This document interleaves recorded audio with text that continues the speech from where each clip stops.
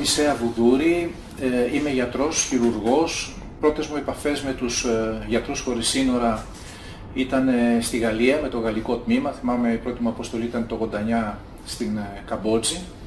Και όταν γύρισα βέβαια στην Ελλάδα εντάχθηκα ενεργά σε αυτή την οργάνωση. Υπήρξα και πρόεδρος των Γιατρών Χωρίς Σύνορα για μια πενταετία.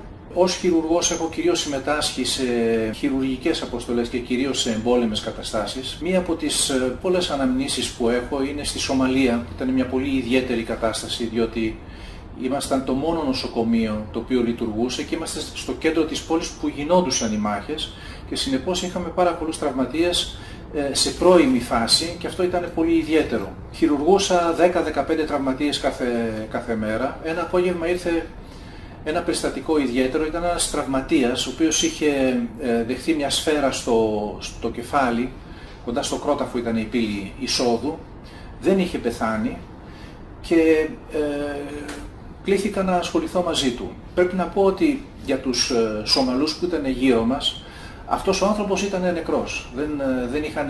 Δεν είχαν δυνατότητες να περιθάλψουν έναν τραυματία τέτοιου τύπου.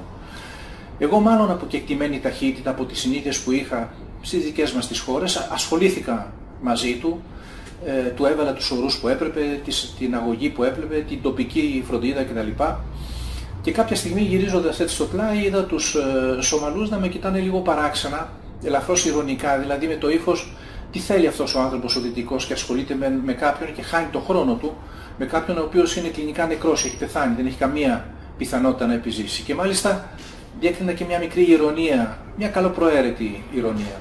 Εν πάση περιπτώσει αυτός ο άνθρωπος επέζησε και το ιδιαίτερο σε αυτή την ιστορία είναι ότι κάποια χρόνια μετά έλαβα ένα γράμμα του, μια επιστολή του. Ήταν πάρα πολύ συγκινητικό. Αυτός είχε καταφέρει, είχε φύγει από τη Σομαλία, είχε πάει στην Αγγλία, είχε ανοίξει ένα μικρό εμπόριο και δεν του είχε μείνει πρακτικός τίποτα από αυτό το τραύμα. Περπατούσε, μιλούσε κανονικά. Είναι μία από τις ιστορίες οι οποίες πραγματικά με έχουν συγκινήσει και μου δίνουν τη βαθιά αίσθηση ότι αυτό που κάνεις δεν είναι μάταιο. Δεν είναι πάντα μάταιο τουλάχιστον.